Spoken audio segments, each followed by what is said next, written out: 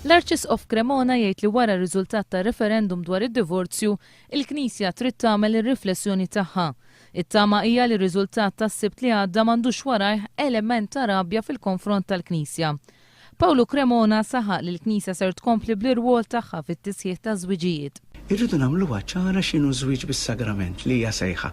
Għax nibża li f'moħħ ta' diversi żgħażagħ hemm li tiżżewweġ it-tieġ fil-Knisja. U aħna Isu għalajn in-nies.